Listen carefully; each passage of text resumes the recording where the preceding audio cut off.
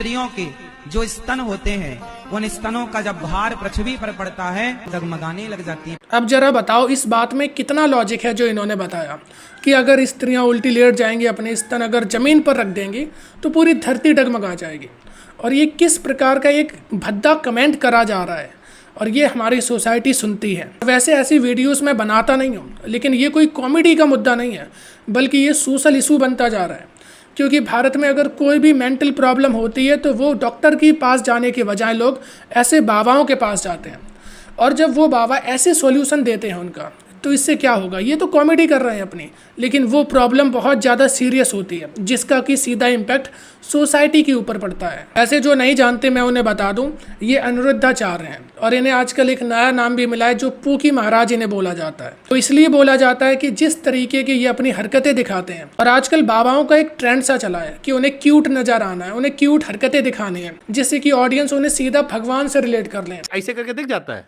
आप देखिए, आप ऐसा करके देखेंगे। अब ये हाथों से दूरबीन बनाने वाला भी मुझसे मत पूछो, मैं नहीं बता सकता हूँ, सॉरी, माफ कर दो मुझे। ऑलरेडी 70 में क्या जोड़ें कि 17 हो जाए फास्ट। 70 में क्या जोड़ दूं कि 17 हो जाए। मैथ मेरी पहले से वीक थी स्कूल टाइम से, छोड़ो। अच्छा, निर्वस्त्र हो किस लिए नहीं नहाना चाहिए? क्योंकि भले हमें कोई ना देख रहा हो, पर प्रकृति तो देख रही है। बाथरूम में नंगा रहा था, प्रकृति ने मुझको देख लिया। मेरा शरीर थोड़ी प्रकृति का बना है, पता नहीं किस चीज़ का बना है। मैं तो नंगा नहा रहा था, प्रकृति ने मुझको देख लिया। है कोई लॉजिक? और इसमें लॉजिक ढूंढना भी मत। अक्षर है हाँ, तो गुणे 4 कर दीजिए, 40 हो गया। 40 हो गया। 40 में 5 जोड़ दीजिए, ठीक, 45। 45 में प्लस 45 और कर दीजिए, 90। 90 को 8 से भागित कर दीजिए, मतलब 11 8 88 होता है। 88 89 90, 2 अंक बचा, वो 2 है राम। नहीं तो ये जो जोड़े घटाए आप है, हाँ, ये कोई फॉर्मूला है या जय श्री राम? ना, अब फॉर्मूला ना होता। हाँ, अब इस फॉर्मूले के ऊपर मैं केवल इतना बोलूँगा, नो कमेंट्स। मेरे पास जवाब नहीं, मैं कुछ नहीं बोल सकता। तुम कुछ भी बना के ले आओ, कुछ भी, ये जोड़ो, ये घटाया, वो करा, आखिरी में 2 बच गए, राम।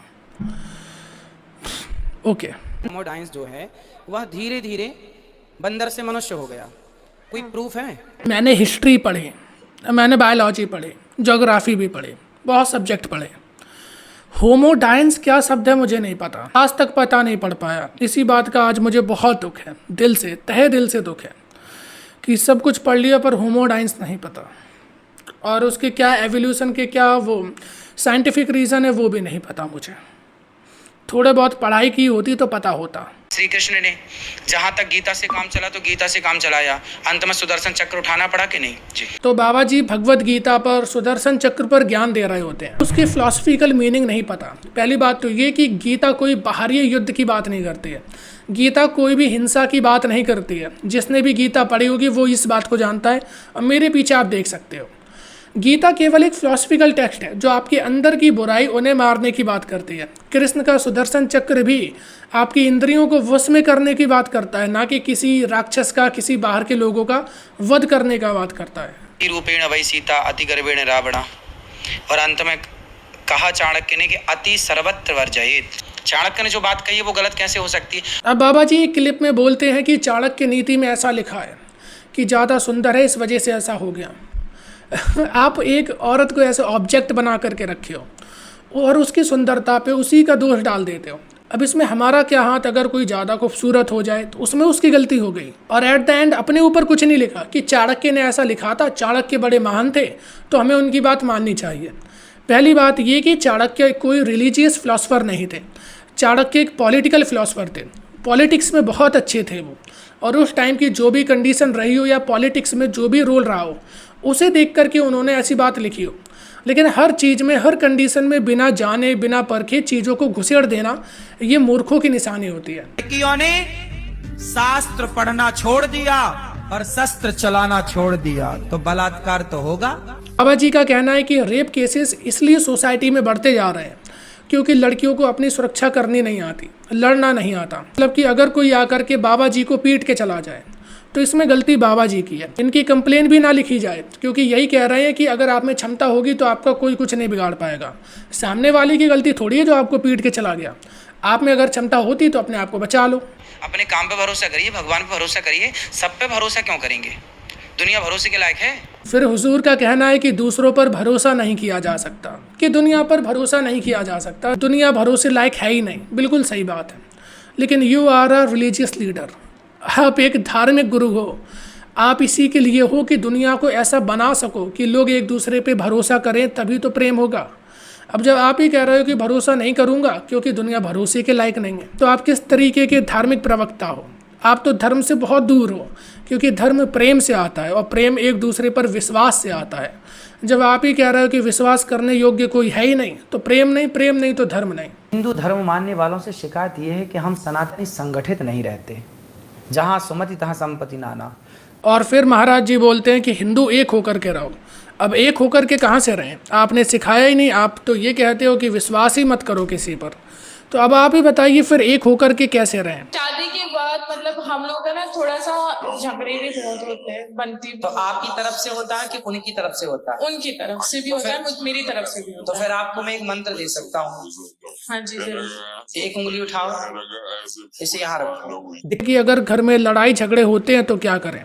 हालांकि ऐसे जो टॉपिक होने चाहिए साइकोलॉजी के हैं, तो ऐसे आपको डॉक्टर्स के पास में जाना चाहिए, क्योंकि इंडिया में इतनी ज़्यादा अवेयरनेस होती नहीं है। लोग अक्सर इन बाबाओं के पास चले जाते हैं, और ये बाबा केवल वही, या तो पुरानी मानसिकता का, मैं पुरानी मानसिकता के खिलाफ नहीं हूँ, जो चीज़ ठीक है वो ले लो, लेकिन जो गलत है उसे गलत बोलो, तो उन्हीं के साथ वो चलते हैं। अपने वही मानसिकता दिखाते हैं कि उंगली उठाओ अपने मुँह पर रख लो, सब चीज़ें अच्छी चलती रहेंगी। तो ये बताइए, फिर अभी आप कृष्ण की बात कर रहे थे, अगर कृष्ण कहते कि अरे अधर्म हो रहा है, होने दो, एक उंगली उठाओ मुंह पर रख लो, रिश्ते नाते अच्छे चलने चाहिए। गलत सही क्या होता है? बस हमारे रिश्ते अच्छे चलते रहेंगे, ये बहुत हमारे लिए।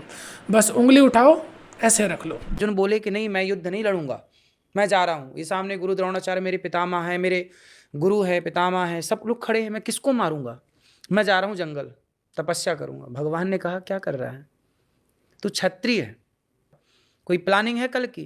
अर्जुन बोले कि नहीं, आप भी आओ मेरे पास, सो जाओ, चलो साथ में सोते हैं आज। एक तो मैं इनके ज्ञान से बड़ा परेशान हूँ। जैसी स्टोरी मिली वैसी उठा कर ले आए, बिना उसके मतलब को समझे।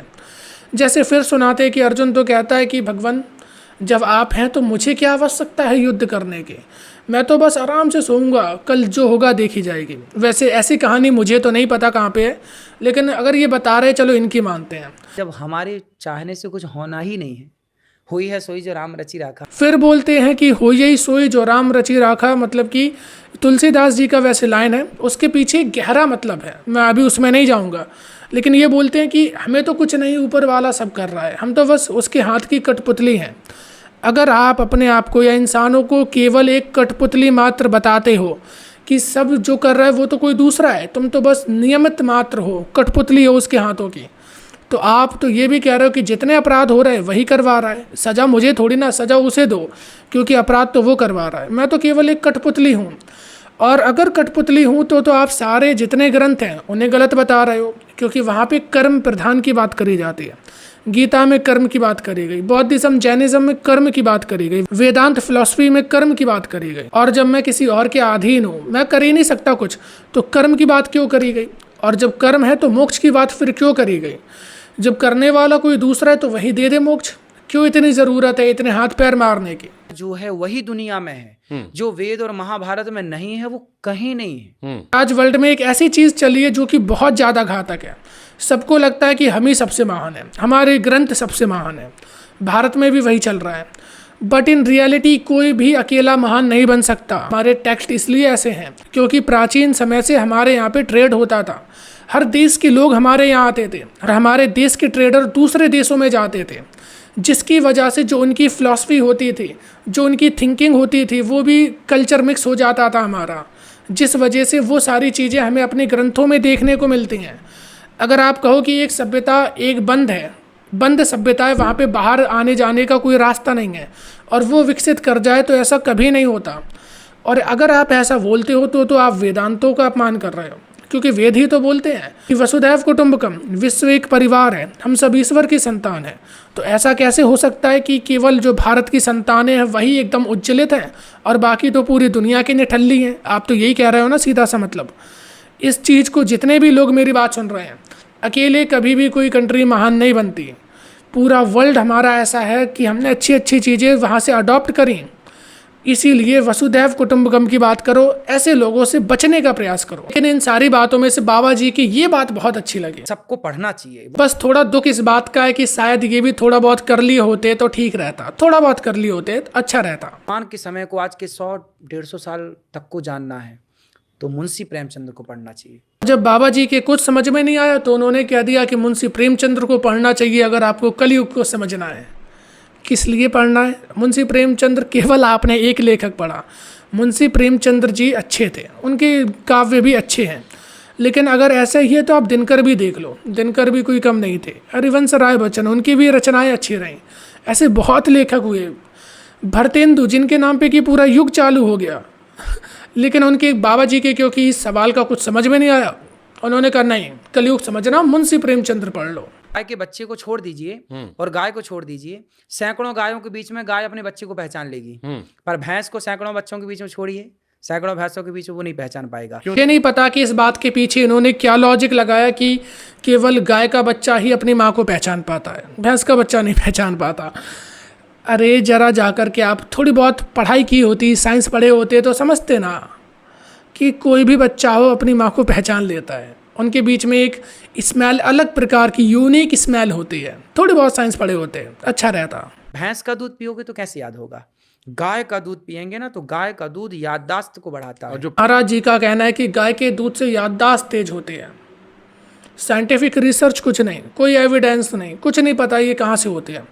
अगर ऐसा ही है तो जितने, ऐसा करो आप, आपके गुरुकुल में जितने हैं सबको गाय का दूध पिलाओ, भर भर के पिलाओ, इतना पिलाओ कि इन लोगों की मेमोरी 512 GB से भी अच्छी हो जाए, अच्छी तरीके से ये भर सकें चीज़ें, आगे चल के यही सब कुछ बन जाए, IAS PCS। ऐसा ही कर दो आप। इसी जगह घर बनाइए ना कि एक गाय भी हो। फिर बाबा जी कहते हैं कि घर वहाँ पर बनाओ जहाँ पर आप गाय पाल सको। भाई मेरे, वो पहले का टाइम था, तब गाय की आवश्यकता थी। पहले समझो इस चीज़ को, हर चीज़ में जो गाय को आगे लेकर के आ जाते हो, हर जानवर जिसमें भी जीव है, हर इंसान, जानवर, जितने भी जीव हैं संसार में, सब बराबर हैं, कोई भी ऊपर नीचे नहीं है।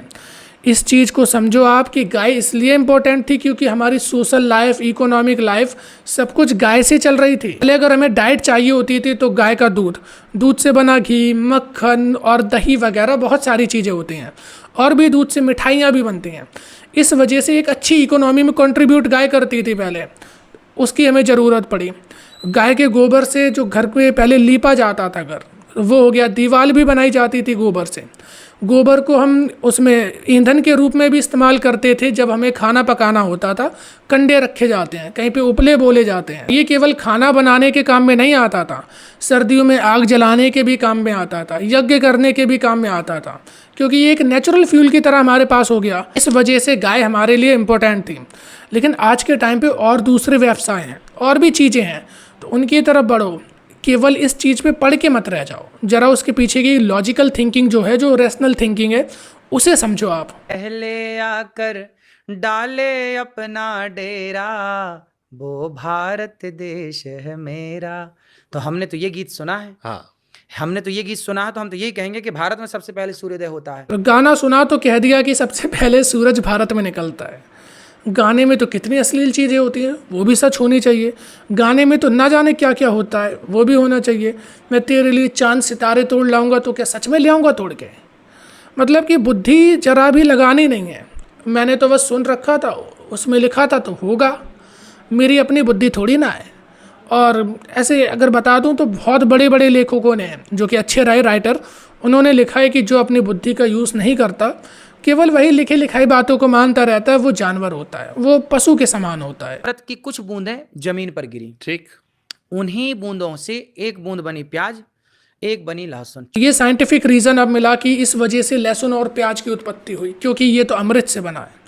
इसका मतलब तो अभी तक तो हम लोग बहुत अमर हो जाने चाहिए थे। भाई हम तो भर भर के खाते हैं लहसुन प्याज, तो अभी तक तो हमें अमर हो जाना ही चाहिए था। लेकिन है एक राक्षस का जूठन, राक्षस के गले से निकली ना। और ये भी पता लग गया कि ये राक्षस का जूठन है, क्योंकि उसके मुंह से निकला था।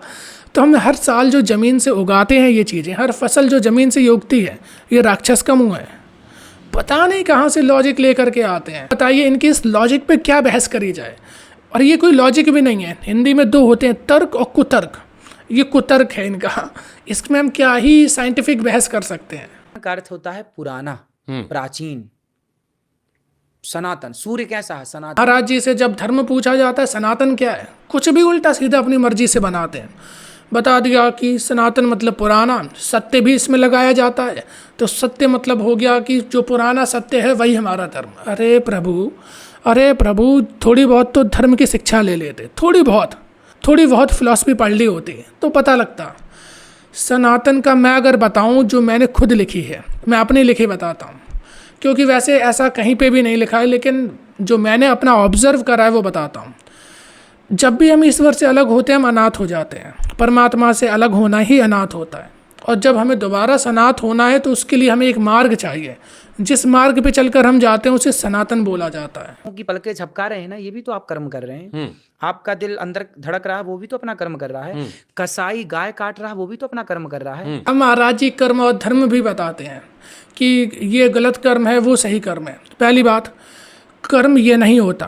आपकी जो भी दैनिक क्रियाएं हैं या आप जो भी करते हो वो कर्म में नहीं आता है। अगर गीता पढ़ो तो पता लगेगा कि कर्म केवल वो होता है जो एक साधक करता है, ईश्वर को पाने के मार्ग के लिए करा जाता है, वो कर्म होता है। हर चीज़ कर्म में नहीं आती है। इसीलिए कहता हूँ इन पे अंधों की तरह विश्वास करना बंद कर दो, ये तुम्हें भ्रष्ट कर देंगे। कि कर्म वो जो धर्म से युक्त होकर करा जाए वो कर्म होता है, वही सही है। ऐसा कुछ नहीं होता। धर्म और अध्यात्म दोनों बहुत अलग चीज़ हैं। धर्म एक सोशल ऑर्डर को बनाने के लिए होता है, एक सोसाइटी के फॉर्मुलेशन के लिए धर्म होता है। अध्यात्म बहुत अलग चीज़ है। जा रहे थे रास्ते में, एक लड़की गुजरती है और वो लड़की कम कपड़े पहनी थी। वो संत बड़े साधक थे, बड़े भजन में थे, अच्छा था, लड़का था, सुधरा हुआ था, बढ़िया था। उसने एक दिन एक लड़की को देखा जो कि कुछ कम कपड़े थे, तो उसने देखा और जैसे उस लड़की को देखा ना तो उसका शरीर उसको बार बार उसके अंदर वो लड़की गूंजने लग गई। अब क्या हुआ, गूंजते गूंजते 1 महीना बीत गया। धीरे धीरे वो लड़का ना उत्तेजित होने लगा। फिर क्या हुआ कि उस लड़के ने किसी लड़की को जो उसके आसपास थी, कोई भी रही होगी, उस लड़की को पकड़ा और उसको वो छेड़ने लग गया। इन बाबाओं पे तभी मुझे गुस्सा आती है कि लड़कियों को छोटे कपड़े नहीं पहनने चाहिए। कहानी भी सुनाई कि अगर एक ऐसा अच्छा साधु था, एक लड़की निकली तो उसकी साधना भंग हो गई, फिर उसने जाके किसी को दबोच लिया। अरे यार, तुम अभी भी उसी में पड़े हो। ये देखो, मैं साफ बोलूँगा कि पुराणों में ऐसी चीज़ें मिलती हैं और जो कि औरतों को ऑब्जेक्टिफाई करते हैं। वो उस टाइम की मानसिकता थी, लेकिन आज हमें चेंजमेंट लाना चाहिए। जिस तरीके से एक हमारी बॉडी है, हमारी बॉडी में केवल जेनेटिकल एरियाज नहीं है, हम नहीं देखते हैं क्योंकि बड़ी नॉर्मल सी बात है। लेकिन औरतों को अगर एक ऑब्जेक्ट बना दोगे कि ये तो केवल इसलिए है क्योंकि सेक्स के लिए, तो उसमें केवल और केवल हमें वही जेनेटिकल एरियाज ही नज़र आएंगे।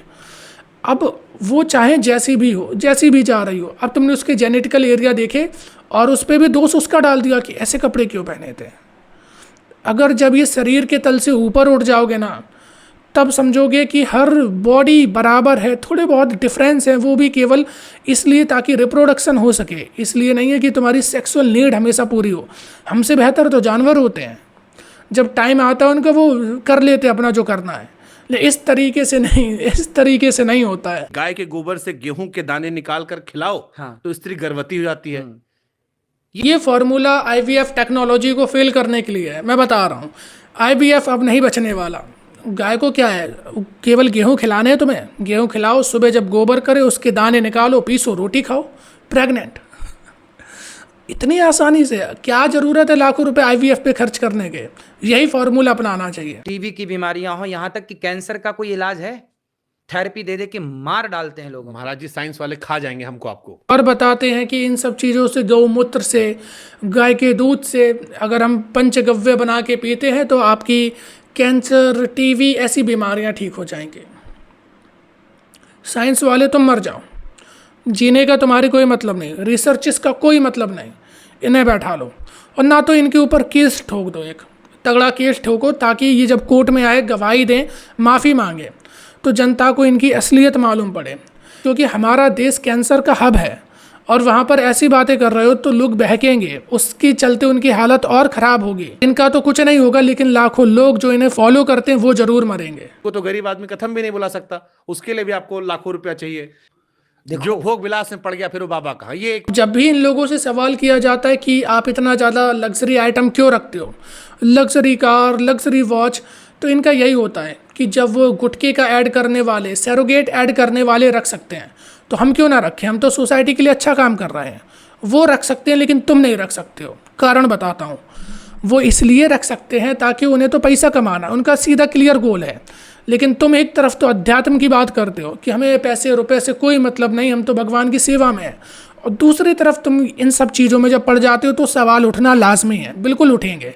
ऐसे बहुत सारे बाबा हैं जो बचने की कोशिश करते हैं कि हम तो अच्छा फैला रहे हैं। तो अच्छा तुम फैला रहे हो, वो तुम सोसाइटी के लिए उपकार नहीं कर रहे हो, तुम अपने कमाने के लिए कर रहे हो।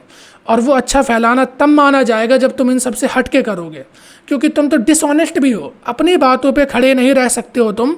कि तुम एक तरफ तो बोल रहे हो कि ये सारी चीज़ें मोह माया है, इनसे दूर रहूँगा, ईश्वर की सेवा, और दूसरी तरफ वही करोगे।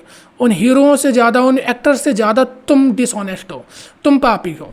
तीसरी रात, चौथी रात छोड़ के पांचवी रात गर्भाधान हुआ तो बेटी, छठी रात हुआ बेटा, सातवीं रात हुआ बेटी, आठवीं रात हुआ बेटा। अब बच्चे होने का नया फॉर्मूला है। पीरियड्स के इतने दिन बाद अगर प्रेग्नेंट हुई तो लड़का लड़की, लड़का लड़की। व्हाट इज रिसर्च, शायद बाबा का खुद का एक पर्सनल एक्सपीरियंस रहा होगा।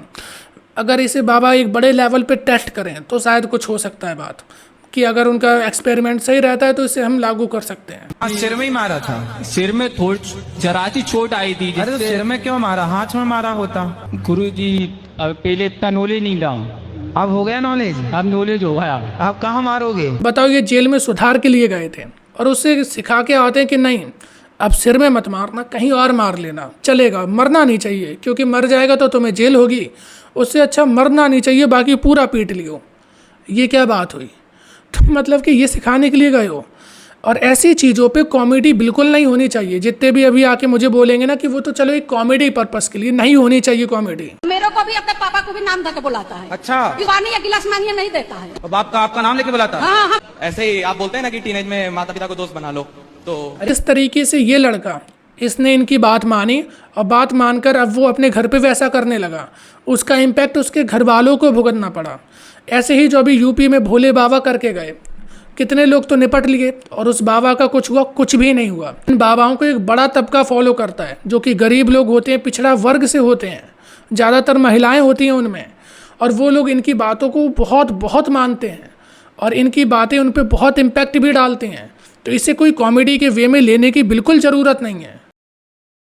अब ऐसे मैं इनकी कितनी बातें निकालूं, और ये कोई अकेला मेरा वीडियो नहीं है, या पहला मैं नहीं हूँ जिसने इनकी ऐसी बेइज्जती करी है, वो भी धर्म की चीज़ों को लेकर के। क्योंकि इनकी जो रील्स चलती हैं कॉमेडी वाली, उन पे तो कोई भी कर सकता है, क्योंकि वो धर्म को इतनी गहराई से नहीं जानते हैं। लेकिन क्योंकि मैं छोटे से अध्यात्म की तरफ रहा हूँ, अच्छा मेरा रुझान रहा है, मैंने पढ़ाई करी है फ़िलासफ़ी की, तो मैंने आपको ये सारी चीज़ें बताई। लेकिन अकेला मैं नहीं हूँ जो इनकी ऐसी पोल खोलता हो। भरे मंच पे भी इनकी बहुत बार बेइज्जती हो चुकी है। गुरुजी गुरुजी गुरुजी गुरुजी गुरुजी हम तो आपके दास हैं। एट द एंड मैं यही बोलना चाहूँगा कि जो लोग पढ़े लिखे हैं, इन चीज़ों को जानते हैं, अपनी सोसाइटी में कृपया करके अवेयरनेस बढ़ाओ ताकि लोग इनसे बच सकें। और जितने भी मुझे देख रहे हैं, थोड़ी बहुत आप भी ऐसी नॉलेज रखा करो अपने पास, ताकि ये बाबा आकर के आपको कभी भी ठग ना सकें। और हाँ, एक बात और बोल देता हूँ, कुछ लोग कहेंगे कि ये ऐसे आश्रम भी चलाते हैं जो कि बहुत सारे बूढ़े लोगों को, जिनके बच्चे उन्हें निकाल देते हैं, उन्हें पनाह देते हैं अपने यहाँ, बच्चों को अपने यहाँ पे रखते हैं। अच्छी बात है। हज़ारों लोगों को फ्री में खाना खिलाते हैं, वो भी बहुत अच्छी बात है। मैंने इसीलिए कहा था कि भारत ऐसा देश है जहाँ पे अगर कोई भी सोशल इशू होता है तो लोग बाबाओं के पास जाते हैं। बागेश्वर बाबा की आप देखिए, उनके पास लोग जाते हैं, सोशल प्रॉब्लम लेकर के जाते हैं। तो मैंने बहुत सारे उनके वीडियोस देखे जिसमें वो प्रॉब्लम सॉल्व कर देते हैं, चाहे उनका तरीका कुछ भी हो, लेकिन जब प्रॉब्लम सॉल्व होती है तो इंसान वहाँ से खुश होकर के जाता है, मेंटल पीस मिलती है, उसे खुशी मिलती है। और जो ये लोग वेलफेयर का वर्क कर रहे हैं, उससे समाज में एक जेन्युइन बदलाव आता है। बिल्कुल सही बात है। लेकिन जिस तरीके से अब ये बाबा अपना इन्होंने ट्रेंड बना लिया है फेमस होने का, अगर इन्हें नहीं रोका तो कल को और भी बाबा इन्हीं की तरह करके ऐसे ही फेमस होने की लाइन पर आएंगे और हम कुछ भी नहीं कर पाएंगे। इसीलिए आज इन्हें रोकना ज़रूरी है।